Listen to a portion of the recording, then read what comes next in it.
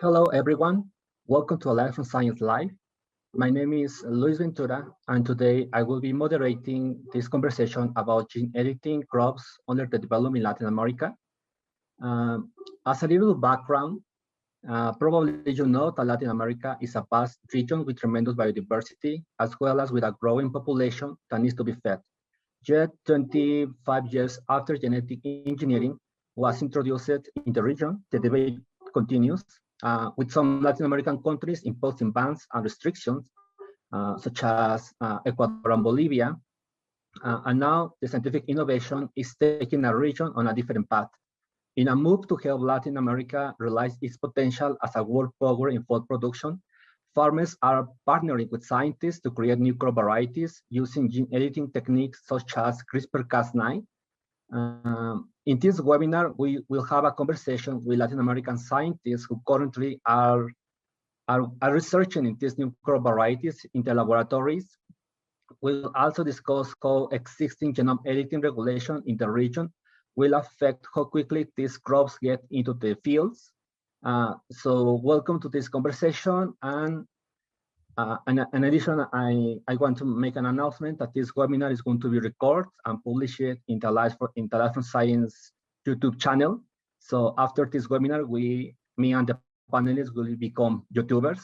So you can put that in your CV and get panelists. And I want to welcome to our panelists that include Sandra Stench-Klein, a professor in the Department of Biology of the Faculty of Science of the University in Chile, whose research involves the use of biotechnology to improve fruit and vegetable crops. We also have today to Alejandro Hernandez, a research professor in genome editing and bioinformatics at Technologic of Costa Rica, as well as regional director of biotechnology for Crop Life Latin America. And we also have today with Paul Chavarriaga, leader of CIAT's Genetic Transformation and Genome Editing Platform. And as a quick note, this institute was the first to introduce gene editing rice and cassava and some beans in Latin America. So as a part of the beginning of this webinar, I would like to ask to Alejandro Hernandez to might tell us a little bit more about the gene editing, because I did this quick exercise with some friends. Obviously, you know, it is the friends that are scientists because they are going to give me lessons. But I asked them about what comes to your mind when you listen gene editing. And I think that is inevitable that they're going to answer that, I don't know, X-Men, Godzilla, and all these weird stuff about science fiction. But I don't know if you can tell us a little more about what is gene editing, what is happening in the region, and why it's so important, this breakthrough about in science in agriculture. Yeah. Well, thank you for this opportunity, and it's good to be here with our friends, with Paul, with Claudia, with you, and with all the people that is joining us online. I was having the same conversation the other day with some friends. Some lawyers and software developers, and they told me, Alejandro, I've seen the videos, I've seen the thing, but I don't get it. What is this thing? How is it possible that we can get into the DNA and change some few letters out of the DNA? And I was trying to explain them, and out of this conversation, what I tried to explain it, the best way that I found it was to tell them, you know, we're here drinking some coffee, right? And the ingredients for coffee is just water, and you can also have some coffee, and sometimes you can add some sugar. And I told them, sometimes you can add more or less sugar, and sometimes you can add more or less coffee. But the recipe changes, but the coffee is still coffee, right? So the same thing happens in nature. You have ingredients and you have a recipe, and what you will find is a diversity of recipes, but they're basically the same. What you adjust is the ingredients. So basically, nature has been doing that for years and years and years. And what we've been doing as farmers or scientists is to select those recipes that we think are the best for us. Um, in nature, it happens the same. Is the best recipe for specific climates or specific regions, right? So in this new technology, what we do is we accelerate the recipe that is already there, so we can adjust the levels of coffee, water, or sugar, so we can improve the recipes in whatever you have while you're having your meal, right?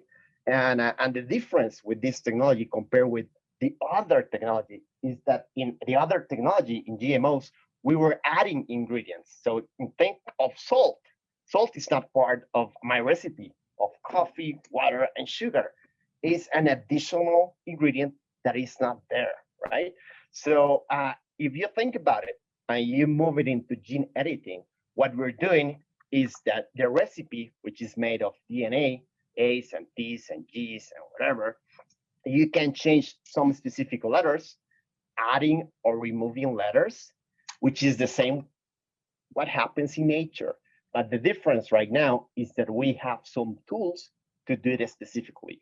So what we have right now is a tool that is able to recognize a specific piece of DNA and chunk one letter, right? And the natural machine of that repairs the DNA will be able to reconstruct the DNA. And when it will reconstruct the DNA, it will sometimes release one letter, which is a mutation. It's the same mutation that happens in nature, but in this case, we can do that specifically. So the difference that from the other technology, which was a GMO, is that you added some extra elements into the recipe, right? In this new technology, you don't add new ingredients, but you adjust the ingredients that you have, right? Now, sometimes you can add a recipe that is not in the full meal, but is already there in some other meals, right? So, for example, you're in a Chinese restaurant and you don't have coffee, right? So you import the recipe that is already in another Chinese restaurant. So the recipe is there, but it's not in your restaurant, right? So in that case, you're not adding new ingredients, right? So you're not adding new information. So we talk about this in terms of genetic material. When you add foreign information, foreign DNA, you're having a GMO, a genetic modified organism, because you're adding a new piece of information. But when you're providing a mutation that is directed, that is specific, that is something that you can find in nature, is indistinguishable, right? You cannot distinguish one from the other. So because you cannot distinguish that, which is the result of human intervention or natural intervention, you have a product that you cannot distinguish in the field, right? So it is very important because right now what we do is that we go out and we look for things right now. And when you say, I have an orange, it's very juicy, but it's very small. And I have a very beautiful orange, which is nice, but it's not juicy. So what we do is we cross until we get the nice orange with a juicy, nice orange. So what we're doing right now is that we do the same, but in less time. So instead of crossing, we look and say, this thing is being juicy because it lacks this letter, right? So why not just change the same letter and you get the same result that when you cross it and cross it, you get the same thing. So it is very important because of the time, not because of what you can achieve with conventional breeding, but because of time. We have some products, and we'll talk about this later, that you cannot achieve this in short time. You'll need 10 or 20 or 30 years, and that's too much. And what we're having right now with this technology is time. And this enzyme that we call CRISPR-Cas9, the origin of this CRISPR is a library. And this library, what it gets is small pieces of DNA, right? That used to be, that it is used for defense in a bacterium. And so scientists, what we are doing is that we're using the same system to address instead of a virus and a specific piece of DNA. So what we have right now is a tool that can recognize the DNA and can mutate a small piece of DNA. So you can insert, you can mutate, but in a very specific way, right? Yeah, it's a very good explanation, Alejandro. I don't know if you mentioned I was lost. But you said that with this new technique was faster to develop a variety. But what about the price? I can hear you. We can hear you. We can't hear you, Luis. Can you? It's too far. You need to pump up the volume, maybe. I don't know. Yeah, can you hear me now? Yeah. Yes, much better. Yeah. So I was asking you that you said that it was faster to develop these new varieties, but what about the price? Is also cheaper? It's cheaper? The cost. The cost. Well, Claudia, can you answer that? Maybe it's cheaper. It's cheaper than other techniques. And if you think about it, if you take 20 years to get a new variety, crossing this orange, it's a lot of time, a lot of work, a lot of money. So of course it's cheaper. Can I add something? Yeah, sure. It may be like the basic principles, the salt, the coffee, the water, it may be cheaper, yes, but it does require a full setup, a full lab, a very specialized place where you can do this, which is not cheap, right? So one thing may compensate the other. So you can speed up the process of breeding by using CRISPRs. You can accelerate tremendously the time that where you can obtain a new product. But in terms of how are you going to do this, is not like is not. It doesn't mean that it's cheap and you can do it anywhere. No, you do have to have a laboratory, specialized people, and so on. So in my mind, I don't think it is that cheap. It is molecular technology, and those are not cheap most of the time, right? I'm not trying to disagree with Claudia, but I think we have to consider also the fact that these do require very specialized places and people to work with. Yeah, can we? Yeah, I agree with you. Yeah, of course. Because it seems that I have some friends and they're telling me that they're not able to see the video in Facebook. Can we double check that, please? Yeah. Can I double check the Facebook webinar that is going online, please? Yeah. Thank you. It looks like we are still live on the Cornell Alliance for Science Facebook page. That's what I'm showing. Okay. Thank you. Okay, thank you. Yes. Well, if you compare the technique, the basics, the principles, yes, you create a guide and the CRISPR and all the setup. You can do it in a it's cheaper than making a GMO or other technologies. But yeah, you need all the facilities and basically all the knowledge, because it's not that you can just it's not any gene. You need to know which gene, which is the juicy one, and how to do it, right? So yeah, there is a lot of information and knowledge out of this. Right. Once you have the knowledge,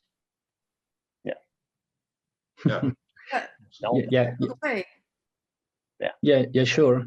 And so continue, and just checking, can you listen me, right? Yeah, better. Okay. Yes, much better now. Thank you. Yeah.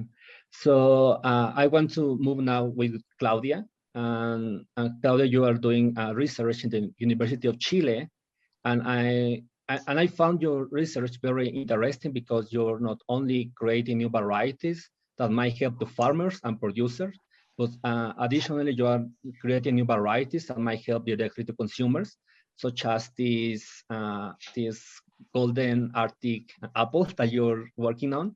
So I don't know if you can tell us a little more about the work that you're doing. I also know that you've been working with other crops, not just with apple. So can you tell us something about the work that you've been doing using this new technique? Yes, of course. And first of all, thank you for the invitation, Luis. It's a pleasure, yeah, being here.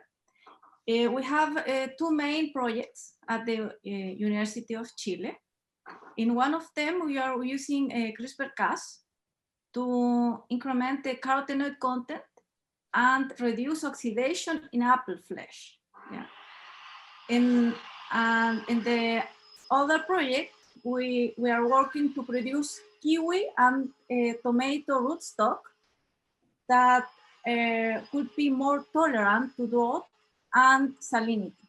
So for all this work and projects, we are in a direct contact with the industry, yeah, which support our research and all this work. So in the case of apple, we firstly identified these possible carotenogenous genes that could be the best targets to be edited, and evaluate them by transient silencing in apple fruits. So currently we select two genes involved in the degradation of beta-carotene and three genes that code for the polyphenol oxidase in apples. And then we generate the vectors, the CRISPR vectors, and carried out a transient transformation in apples using agrobacterium. Why transient? Because this transient methodology is useful when you are working on trees, yeah, because it takes a long time to obtain apples producing trees, which are also propagated asexually by macropropagation, not by sexual propagation that is used by normal animal plants, yeah, such as tomato. In the case of tomato, it doesn't matter if the first generation is transgenic for Cas9, because in the following generations, you can select those plants that have eliminated the Cas9 through segregation. But in the case of apples, we have to take care that the first generation is only edited, but don't has the Cas9 gene in the genome. So, and currently we are looking for shoots that present the edition, and we are selecting that shoots for the propagation. In the case of kiwi and tomato, we are in the stage of the gene selection. At present, we have 6 genes that are suitable for gene editing. They were selected based on previous findings and researchers that established that those genes promote abiotic stress sensitivity when they are overexpressed in plants. And together we are also performing a transcriptomic analysis between kiwi plants that are exposed to salinity and control plants. So to select the the specific plant genes that could be expressed in the in salinity, but those functions are as a repressor of salinity or drought tolerance in these plants. So we hope that in 2 or 3 years more, we can get some shoots, some plants that can be used at rootstocks. That can help farmers to select or to improve the productivity of commercial tomatoes and kiwi fruits. Yeah, and also I want to ask you about these apples that I found very interesting, because I mean, I think everybody knows about the case of the golden rice. And do you think that you might have a different scenario that, for example, the people that are facing the adoption of the golden rice in Asia and in that region, that maybe this golden apple might be more open to be used in Latin America?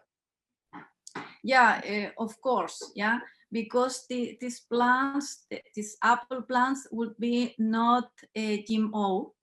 So I hope the people will accept it more than the golden rice or the Arctic apples and so on. We know that people are not very convincing on GMO plants. So that's the limitation of transgenic plants, actually. Yeah, it's still a discussion.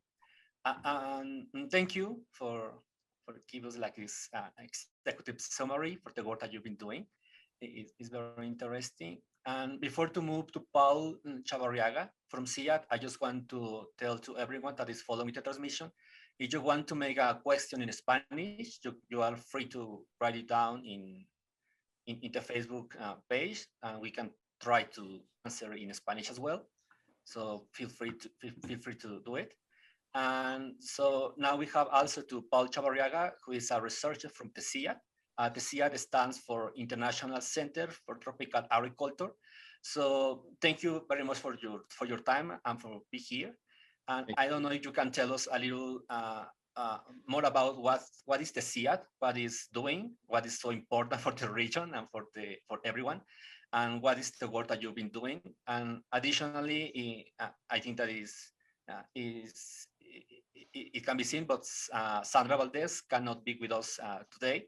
But if you can tell us a little general overview about the work that she's doing too, it will be very good. So. Of course, Luis. Well, thanks again. Thank you very much, Luis, for organizing this meeting. Thank you for the Alliance for Science, Cornell Alliance for Science, for facilitating the communication. And it's a pleasure to be here with Claudia and Alejandro. Friends, I think we are fighting the same battles most of the time, but it's a pleasure to have you here. Then briefly, Sandra Valdez is my colleague. We do work both at what we call today the alliance between Biodiversity International and the International Center for Tropical Agriculture. It's a fairly long name, but that used to be CIAT, the International Center for Tropical Agriculture. And we do work in this laboratory on gene editing, and of course, as well on genetic transformation, but we are emphasizing mainly gene editing. Sandra is in charge basically of rice and cocoa, cacao, and I'm in charge of the other crops like common bean, cassava, and whatever comes next. We are not restricted ourselves to the old mandate crops of CIAT anymore. We are kind of open now, and we, of course, we even can think about working on things like cocoa that nobody else is doing in Latin America, as far as I believe. Therefore, so we distribute the work. And what are we targeting? Several traits. I will mention just 2 or 3 examples. The first one, I think the most advanced and important for me today is rice. Rice is, it has become a model plant for gene editing. It's very fast. It is in a matter of 3 months, you already have the results. You can even have a next generation in 6 months. So you can have up to 3 generations in 1 year, which makes rice a very useful crop actually for testing and for trying different traits. For instance, we do work on cassava as well. Cassava is a clonally propagated crop, which is a little more difficult than rice.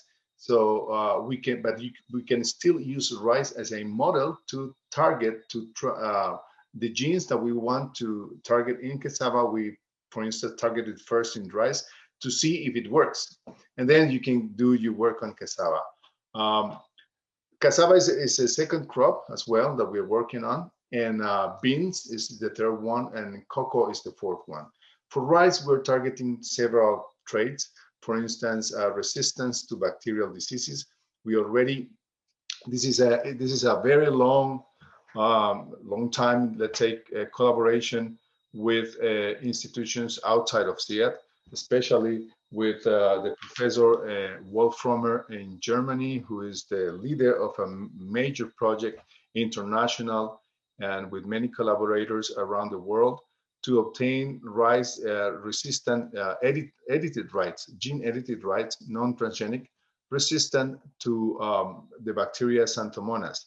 This particular project was targeted initially, and is still the main target, is Asian countries and West African countries, I'm sorry, because the disease is there. It's not present still in Latin America, but we already released that rice in Colombia, meaning that rice is already declared as a non-GM conventional variety.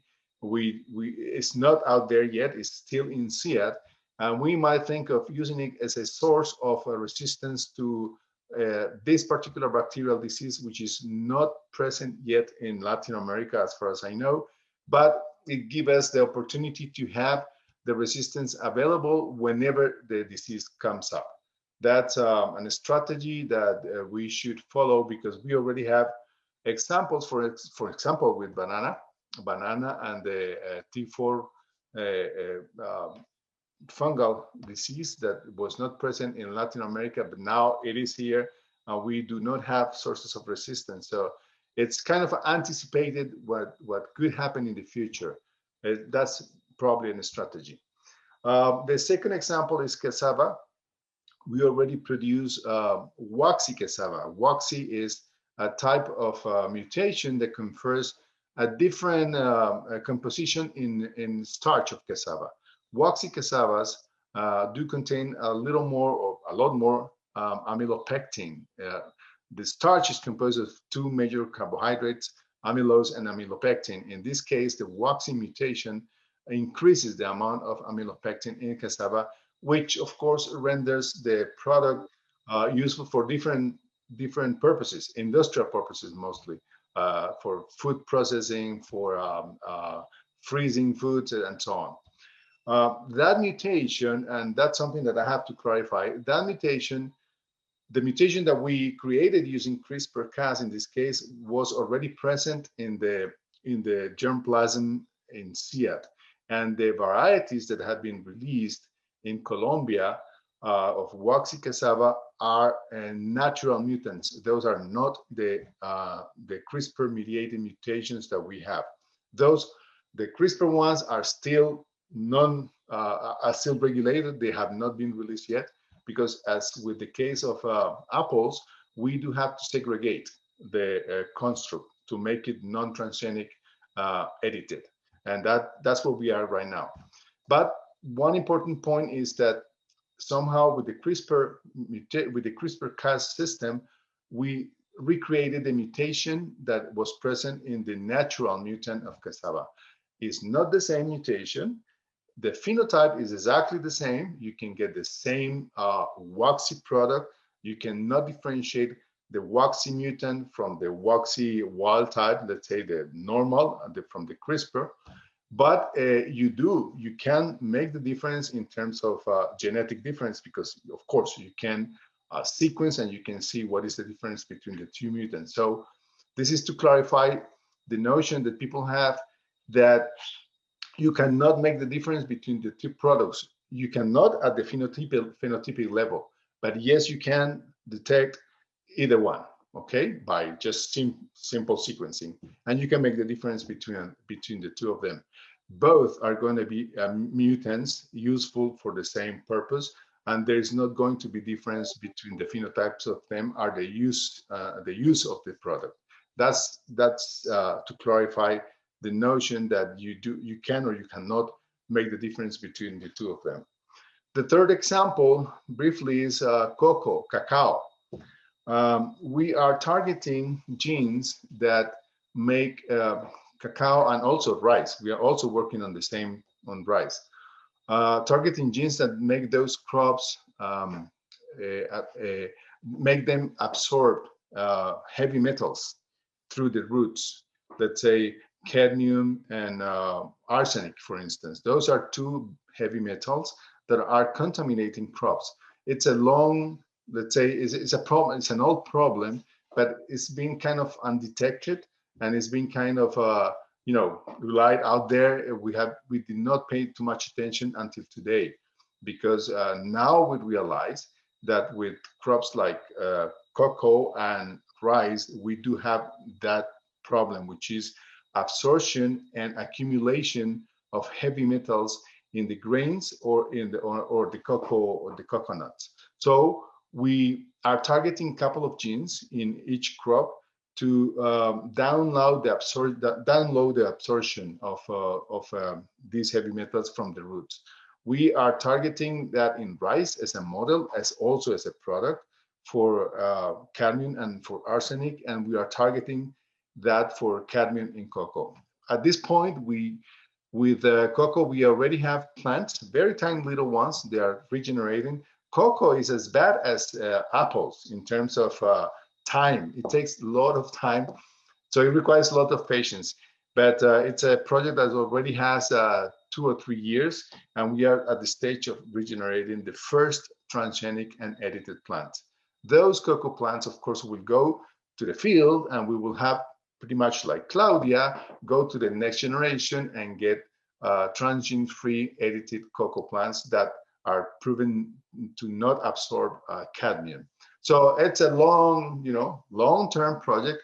These clonal crops are very difficult to work with, but they are essential in most agricultural systems in Latin America. That's why working with clonals is complicated, but it's absolutely necessary.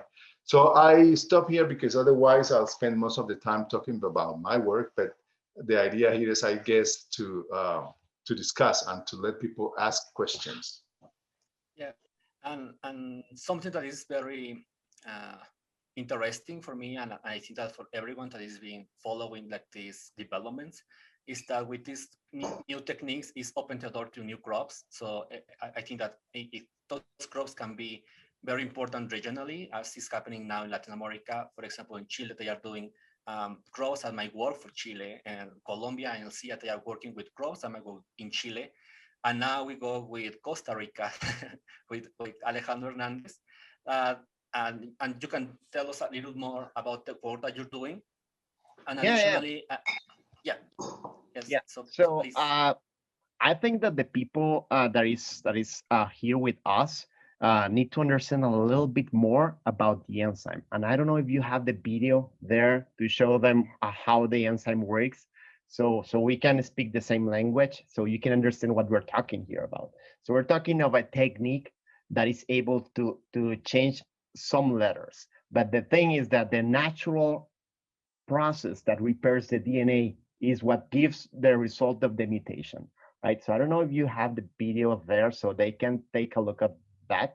If not, that's not a problem. But what I wanted to tell the people, just let me know if you have it, is that we're working with different models, rice as well, and we have yeast.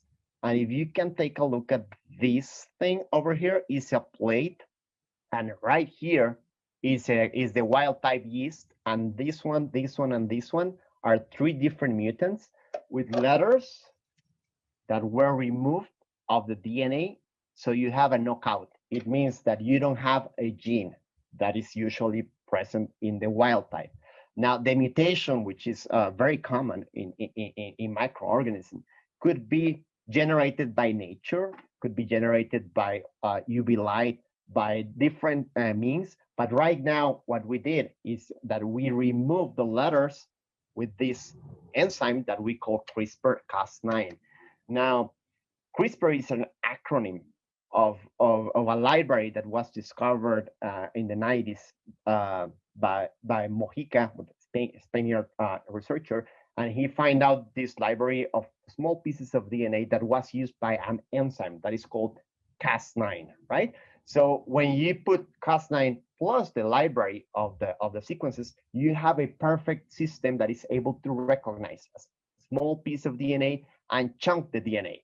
And once you chunk the DNA, the system repairs the DNA, and then you produce a specific mutation. Yeah, Right? I have the So- video. Do you want that I share the video? I screen the video, Yes, and you just can the continue first with your- part, so they can see what we are doing right now in the same thing in rice and in this case, in this specific case, in yeast. Okay, here we go. And I'll explain it. And I'll explain it why it goes, right? Here we go. Just keep on play. So this thing that you see right there, which is like light blue, is the Cas9. And the thing that you see in the middle, which is like a twisted thing, is what we call the guide RNA.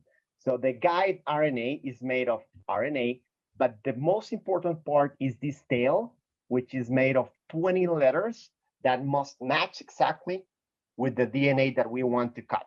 So once you have the enzyme, which is the blue, and the complement, which is made of these specific letters, the Cas9 unwind the DNA, and then it cuts specifically 3 letters downstream and a specific part that we call TAM, right? So we know where it cuts, and when the DNA is cut, by this enzyme that we call Cas9, then the system, then the natural cell will try to repair the cell, the DNA. And when it repairs the cell, it can incorporate mutations, right? So what happens here, which is what happened in my yeast, is that you knock out, you stop, you don't have the gene that gives up you don't have the gene anymore, right? So this is something that it usually happens, right? And the second way to do it is that once you have the template and once you have the DNA, it gets in, it cuts the DNA, and you knock out, right? But if you have a template to repair the DNA, the natural system will trigger something that we call the homologous repair system, right? So you have a system that is able to repair a piece of DNA. It's not so commonly used in plants, but it's something that was very fascinating for other systems. For example, trying to look for humans and how to help them to get over a disease, right? So right now you have the first one, which is just a repair system. You just knock out because the system will try to join the DNA, and the other part is when you provide a template, a repair template, right? And that template will be used by the natural machinery that repairs the DNA, and we call that homologous recombination, and it fits the DNA, right?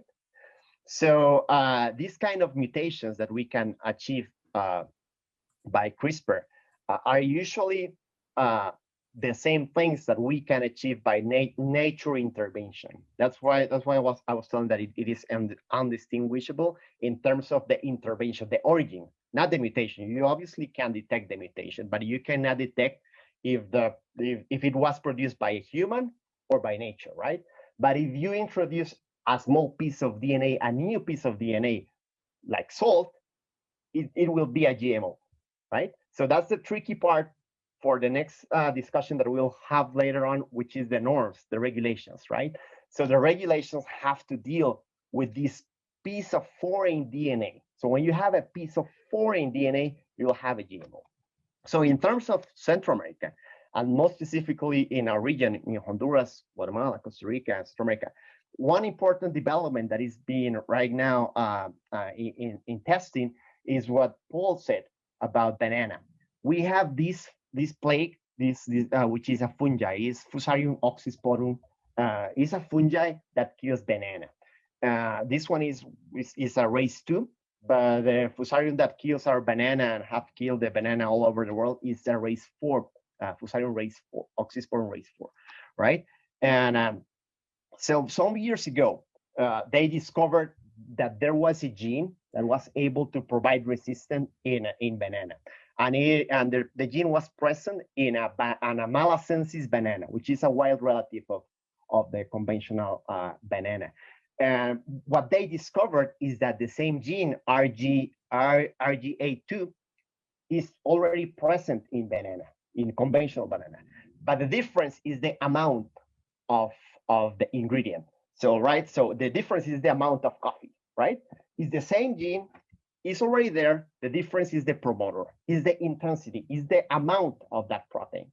So that kind of research is giving birth to a banana that is going to be tested in Central America in the following years. We have already some norms in Honduras and Guatemala, and because of those norms, there are some developments by companies that are going to test some of those bananas in the region, and they're very important because bananas, they're triploids. It means that you cannot cross one banana with another banana. They're sterile. So in order to produce a banana, you need to go back several years, probably 10 or more years, in order to cross the Malasensis and the banana and to get the gene crossing on the final banana. So what we're winning is time, right? Because this plague could erase the banana cultivation, and we depend on that cultivation in the region. And because the United States will be recognizing these products as non-GMO, this is an opportunity for us not to lose a market in the future, right? It's going to be tested. It needs to be tested, but it's ongoing research. Okay? Yeah, and talking a little more about the regulation status of these new products, I think that it can be seen that the region Latin America is shown open to these new varieties. And I think that the first country that did a special regulatory framework about new breeding techniques, such as gene editing using CRISPR-Cas9, was Argentina, followed by Chile, I think, and after that it was Colombia, Honduras, and I think that Costa Rica and other countries. So I don't know if you can tell us a little more about what is happening in Chile about gene editing. I know that Chile is a kind of weird regulation about transgenics, because you can, for example, in seeds, you can produce the seeds and do something like that, but you are not allowed to plant the seeds in the country. But you know what is happening now with gene editing regulation in Chile? Yeah, Claudia? of course. Luis, you know more than me about our regulation. So in Chile, as you mentioned, the regulation of edited plants does not follow the same as the process of transgenic ones. So in fact, it is considered that is not a GMO, because as Alejandro mentioned, so the generated plants cannot be distinguished from one that is generated by traditional methods. So Chile is open to these new varieties, but not to transgenic plants. And this is curious because in Chile we can plant, we can produce some transgenic crops, but only for export seeds. See, we are not able to or allowed to consume in our country these seeds or these plants for feed or for food. So that's our law. So, but fortunately, we can produce edited plants and consume them because, as I mentioned, they are they cannot be distinguished between the conventional plants, as Alejandro mentioned a lot of time. Yeah, that's the most reason. Yeah. And also, I think that it's important to mention that, for example, if we are talking about regulation about transgenics that is being in the region for over the last, I don't know, 20 years, since the countries of the region are part from the Cartagena Protocol of biosafety. I think that it's important to mention that these new techniques are not GMOs, so no need to be regulated as GMOs. And yes, I mean, the regulation of transgenics is based in the capacity to to follow like the seed, to follow the product, and to be how is reaching the market, and it's about to be always like labeling and do that kind of stuff. So as you said, and it's not possible with this genome editing products that can be happening like in nectar. So, Paul, I don't know if you can tell us a little about the regulation on new breeding techniques in Colombia. I think that it follows like the same path as the region, but can you tell us something about it? Sure, absolutely. Yes, in Colombia, we pretty much follow the regulations as in Argentina, more or less, and kind of Brazil. We focus on the final product as well. So in the case of, I'll give you an example with rice, the rice that was deregulated last year is the rice with resistance to bacterial Xanthomonas. This is a non-transgenic. It has no transgenes. It does have additions, mutations, in particular in at least three genes simultaneous. And but the final product, because it does not contain any transgenes, it's considered non-transgenic, non-GMO, and therefore is considered a conventional cultivar, even though it was produced through transgenesis, because to make this particular plant, what they did in IRRI in the Philippines was to introduce the Cas9, pretty much like Alejandro was telling, by transgenesis, by agrobacterium, but then they segregate it out, like Claudia is going to do or is doing with the apples. And therefore, the final product is not a transgenic. And that's what we consider here in Colombia. We don't care about how you did it, but what is your final product? And of course, in this case for rice, is the same as replicating the natural mutant. This mutation didn't come out of the bloom, no. This mutation for resistance to bacterial blight was already present in some varieties of rice. But to make them, to transfer those mutations to the new varieties that are especially grown in, let's say, Bangladesh or India or West Africa, it's going to take time. Developing a variety, in this case for rice, it takes up to 10 years. I didn't know. I thought cassava and apples were a hurdle, a headache because of the time it takes. But for rice, it's the same.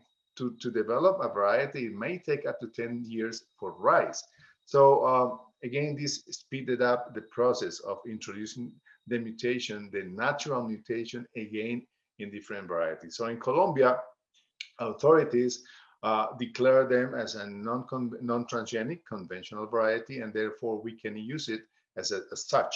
So we can, let's say, if we need it, we can put it right away in a breeding program to produce resistance to Xanthomonas, just again to be prepared. So this is the case also for the waxy corn in Colombia. It is approved, it is deregulated. It is not being planted yet. I don't think it is even imported yet. There was also one, well, I think those are the two main crops. There were several questions from people who are developing the technology. You can go to the regulators, you can ask them, for instance, okay, what do you think this product is going to be considered a GMO or not? But that's a non-official answer. They can tell you yes or no, but it's non-official. What they do actually here is you have to apply. There's a tremendous paperwork. What I did was fill up a form, explain as best as you can how did you obtain the product, and have several conversations with them. Actually, an interview and a talk and a presentation. It helped a lot, and then they came out with the answer in about 60 days. So it is a very fast process. Actually, it's as fast as it happened in the US, because the same rice was also deregulated in the US in about the same time. It was about 1 week difference. So the system, at least in Colombia, and I'm sure in Argentina and Chile and Brazil, is in place and is operating very fast, to the point that it actually opens the door for local developments. Not only international companies with powerful ones with muscle and money can do it. No, it can be done also locally for our own purposes, for our own crops, and that's the advantage of having a regulation that is not so heavy. So it kind of encourages scientists to invest, to work on it, and the private industry as well, to invest and to work on it, because of course, the purpose, what you can do with gene editing is tremendous. Yeah, and it's very interesting. Is Alejandro? Yes, can I just add something? And I think that it is important for the people that is with us today, and is the principle of the legal definitions that we have in Latin America. And the principles get back to the Cartagena Protocol. And the Cartagena Protocol, which is an international law, they define what a living modified is, right? So a living modified organism is when you have a novel combination of genetical material, right? And in the north of Colombia, in Chile, in Brazil, but also in Honduras and in Guatemala, what is novel is what is defined in the norms.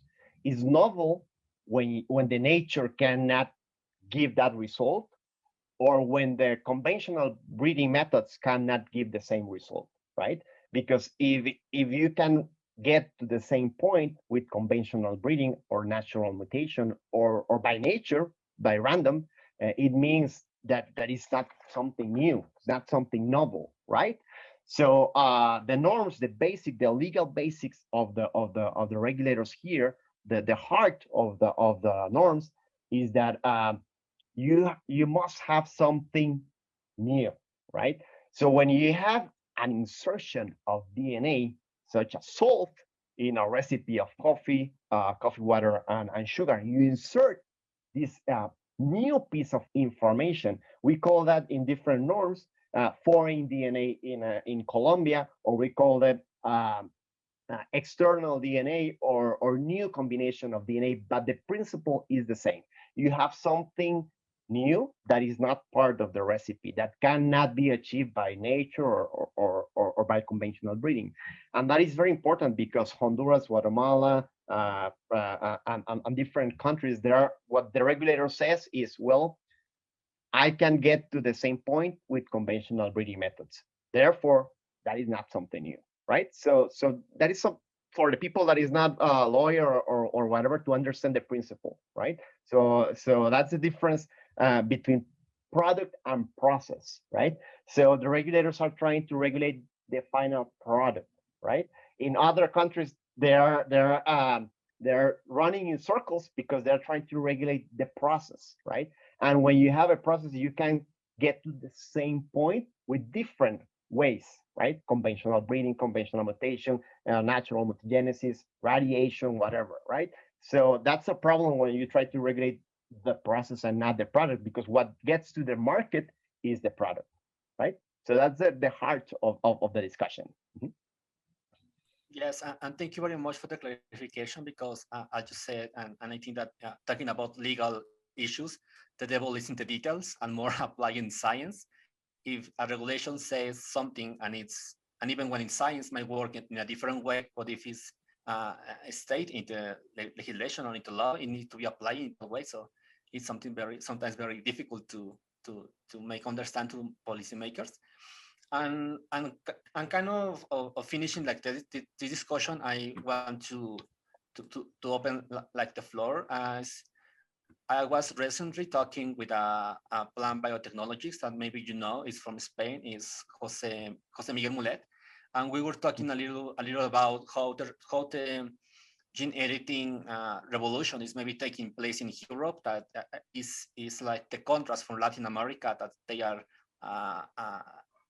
open to regulate the new breeding techniques such as transgenics. That I think that it makes no sense, and it will be as soon European Union like old-fashioned in plant innovation because of this measure.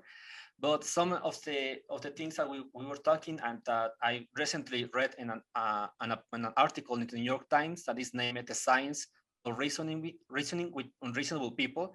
If you Google it, it's going to appear, and I think that is very nice. And something that was mentioned in this piece is that, for example, when we are talking about GMOs, like almost 25 years later, we maybe as scientists, we step back and we let to other people to talk about the issue and to communicate and to maybe disseminate myths and misinformation that still are with us 25 years later. And something that Jose Miguel told me is that when, for example, when you are playing football, if you don't have the ball, someone else is playing football and probably is going to win like the play. And it's something that is also happening with science communication. If you are not telling to the people the work that you're doing, someone else is going to share that information and probably is going to be wrong. And it's sadly what happened with transgenics, that is still 25 years later, if you go to an open forum and talk about transgenics, GMOs, the people always tell you this study made by Seralini and the rats with tumors and all the stuff that just have been refuted and have been debunked for a lot of scientists. But now I just want to make the question to the three of you, how do you think that now that we might be more aware of the situation, or how the science communication is being known about different sectors of the population and now using social media, what do you think that might be the best practice to try to communicate and to disseminate the real effects of the gene editing technique in order to achieve like a full adoption in the region?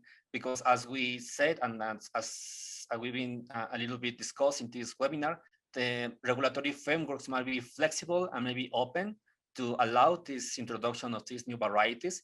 But sometimes, and as important as the regulation and the research, is the acceptance of the public, because we have this example about transgenic, the flavor saver, the tomato that was developed, was available in the markets, but the population didn't eat it, so it was a failure. So what could be your message to another people, or young people that might be watching this transmission, and to people that might be involved in science communication, of how you can like maybe a little bit change the narrative about these new developments about gene editing? So who wants to answer first? Okay, Pau. No, ladies first. Claudia, please.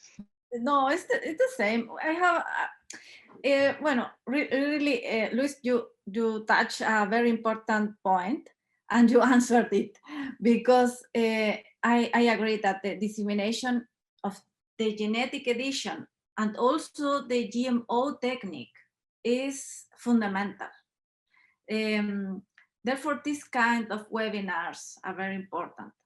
And in our experience, in our project, for example, we have an Instagram that is specifically developed or generated to spread what we do to the community. But this, because it is very important to build community trust in scientists. So in one way we have the regulation, as you said, but in the other way, we have to convince the community, to have to convince the population, the consumers, that our products are safe. So, and that they can trust in us as scientists. So that was the main fail, I think, about the divulgation to the community about transgenics. In that case, the anti-transgenic wave won us. So, so that's what I wanted to say. Yeah. Yes. Go ahead, Paul, please. Okay, thanks, Luis. It's a very complex question. Yes, I agree with Claudia. My points are, I'm basically supporting what Claudia just said, is we do have the scientists and people do have to find trustable sources of information because there are too many. And it's impossible for the non-scientific person to tell apart which one is true and which one is not true. In the time, that misinformation, false information, and lies became so popular that they even took a government. Um, it is very difficult to people to believe what we say because they really don't know what we are saying, if what we are saying is true or not. So, but still, in the world of information, of communication, there are some places that people do trust. For instance, when you listen to a news, where you go to CNN, BBC, the most trustable sources of information. And I think what we need to do is to have our own CNN, our own BBC source of information. Otherwise, people is going to be crazy trying to tell apart which ones are trustable and which ones are not. So we do need to create a trustable source of information for MBTs, for new editing technologies, for new breeding technologies. I absolutely agree that Cornell Alliance for Science is one of those. As a scientist, I do trust it, basically. There are many more, but still there are many more that are not telling the truth to the public. So that's the first point. My second point is we do have to, and people also have to, make the difference between scientific issues and social, political, economical ones, which is very difficult as well. People, or hopefully by communicating with people, we can win back the trust that people used to have in science. Unfortunately, the last 4 years were pretty bad for science. A whole government didn't trust us, so we need to win them back, right? And today, I think it's going to happen little by little. It's our role as science people and as a common, people, to talk to those that do not understand the science. Of course, my family, my parents, my sister, my brother. It's make a circle that can trust you again as a scientist and as a citizen as well.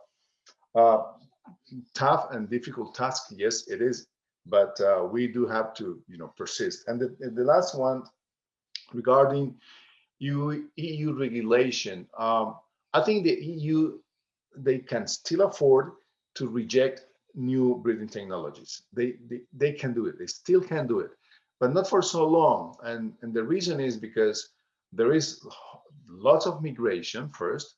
There is kind of tearing apart. The UK is already out, and they are going to apply their own rules.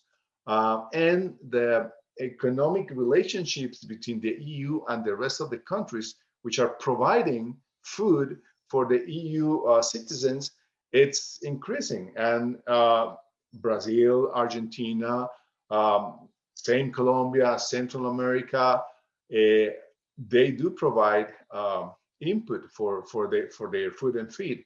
How long would it take before they realize that they are already eating MBTs and gene-edited crops? Well, it's not going to take too long before they realize that, before the public realizes that they are eating these and nothing has happened. And that's exactly what is not happening yet. And that's exactly what we need to make it happen. Again, very tough job, but we do have to persist. Yes, and that point that you make is just very interesting because, for example, the people is very strict with regulation about GMOs and all that legislation.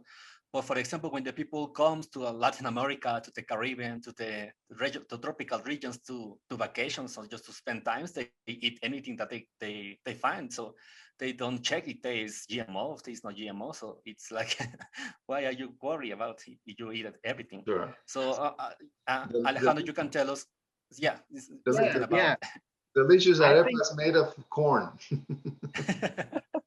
I think that Paul is doing a fantastic job. Paul and Claudia and all the scientists that are developing local products for local necessities. And this is different. This is very different for soybean and corn and products that are not probably not as important for us as our local products. We have for example, coffee roast. We have a banana plate. We have a cassava, beans, and different products that we really need. And having local developments are gonna be are going to provide a different way to communicate with the people, because we're not talking of these huge big developments that are just for corn and cotton and soybean, but different products that are specific for us as tropical countries. And that's something very important for us. And the second has to do with sustainability.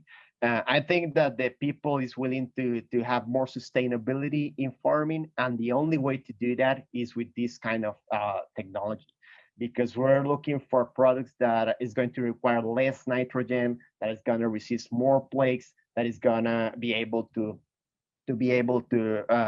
hold the heat or the climate change, and so we need these kind of technologies to provide more sustainable products to the people in order to feed the world. So I think that that having a diversity of products is going to change the conversation, and having more sustainable things is going to also change the way that these technologies perceived. And I think that having these two pieces makes a lot of sense when you talk with other people. And that's what I've been talking with my friends and colleagues. You know, we have these things. Is the same thing that happens in nature, that it just goes fast. And the other day I was talking with a friend, and he saw one of these talks, and he's telling me, Alejandro, I didn't understand a word, but I understood something, and I have it right here, and it was broccoli and cauliflower. They come from the same plant, right? And he told me, how is it possible that a broccoli and a cauliflower comes from the same plant, that they look so different? And I told him it comes from the same wild brassica, and what the farmer did was to select the specific one that was willing to produce. So what we're doing is advancing in velocity, but not in something that is not new for farming or for humanity. What we're doing is taking advantage of the science that we have, which is something that we didn't in the past. When we started with the GMOs, we didn't have the genome sequencing. The human genome sequence was in 2002, right? And the Cartagena Protocol was in 1998, right? So we didn't have all the information. We didn't know that the genome is plastic, and you have pieces of DNA moving from organism to organism, and you have transposons moving small pieces of DNA, and you have DNA from bacteria moving into your DNA, or viruses integrating DNA into yours or others. We didn't know that. But now that we do, now that we understand a little bit more, we understand that the same results come from conventional breeding and metagenesis that are very, very common in nature. So I think that understanding that in a very simple way is gonna change the way that is perceived. Yeah. And I also think, and there's article that I did mention, it talks a little bit about it, that it's important to listen to the people that might have concerns and worries about the new technology. And this only might be applied to gene editing techniques, but also, for example, now that we are living currently this pandemic about the vaccines, I think that is also something that we can do and we can help, even when it's not our area. I think that we can maybe we provide the right sources, as Paul Chabrega said, that sources that might be with the right information and with everything that needs to be learned. And before we leave, we have a question in Spanish, so we are going to switch to Spanish for a minute. And it's una pregunta acerca de Colombia de José Luis González, y dice de que en Colombia si se tienen algunas regulaciones respecto a semillas usadas en cultivos verticales. No creo que aplique regulación específica. No sé qué pienses, Pau. Semillas en cultivos verticales. ¿Verticales? Sí, yo creo que algo como hidroponía. No estoy al tanto, no creo que sea que estén sujetos a una regulación especial. Son cultivos convencionales. ¿Cómo los siembras? Si los siembras en materos o en la tierra o vertical o en hidroponía, no creo que tenga un tipo de regulación especial. Pero puedo darle la información a la persona de los reguladores si quiere, para que pregunte directamente, porque yo no soy la autoridad en ese caso. Yes, so I don't know if any of you can have like a final statement or something that you can mention. Maybe, Claudia, you can tell the username of your Instagram so they can follow your updates about your research. Yeah, of course. Arroba Planta Conciencia. If you can follow us, will be great. Yeah, I want to mention about the climate change, because we are working to face it. See, here in Chile, we are very concerned about generating plants tolerant to abiotic stresses such as salinity and drought, due to the impact of climate change in our region. So our focus or main aim is to work for a more sustainable agriculture, to help people, to help farmers. We're not working for us as scientists, we are working for the community. And that is my aim. So that's very good. Thank you. If I can say something, the last my last statement is for people not to be afraid of science, please. Science is all over us, all around us. It's inside you, it's outside you. This is science. This is science. This is science. The fact that we're talking here without being present is science, right? It's technology. What you eat is science, is technology. The way to combat COVID, the pandemic today, is through science and only through science. So please don't be afraid of science. Ask as much as you want. And these new products, these new technologies, they are regulated. They are watched over by international scientific bodies to make sure that they are safe. And so far they have been safe. More than 30 or 40 years of having transgenics out there in the field, and nothing has happened. Not to the environment, not to the humans, not to the animals. So please trust science back, please. Just the final comment from Costa Rica here is that this thing is almost 10 years. I mean, we discovered this technology in 2012. And it's almost 10 years from the discovery of this technology, and it was meant for humans, not for plants, but it's being used for plants because we've been doing this kind of mutations or this kind of things for years, for decades. But what we have right now is a technology that provides less time to have the same thing that we used to have. We can still use the old methods, but that is going to last. That is not going to work for the future. I mean, we cannot solve the future with the old technologies that we have. It's like using a very old phone while when we can use an iPhone, right? A smart technology that we have right now. So I think that we need to be aware that we really need to use this kind of technologies in order to advance in time, not because we're thinking in huge big steps, but because we are in a hurry to provide technologies to our farmers to be more sustainable, to provide more food with less inputs, right? So and we need that also for products that have not achieved yield increasement in the last 20 years. I mean, if you take a look of our products from the tropics, we have not increased the yield in decades, right? So we really need these technologies in order to be more sustainable, in order to produce more, and in order to develop our rural people and our countries. And I think that it is because of that we have a lot of scientists engaged in these technologies, in developing local things for our needs. And I think that if the people that is able to watch us and see us can understand that this is actually something that's been doing for years and years, but we have it in a very controlled, precision way, and in other terms, is not as precision, it's not as precise as this technology. They'll understand that it's going on the right way, right? And that's it. Mm-hmm.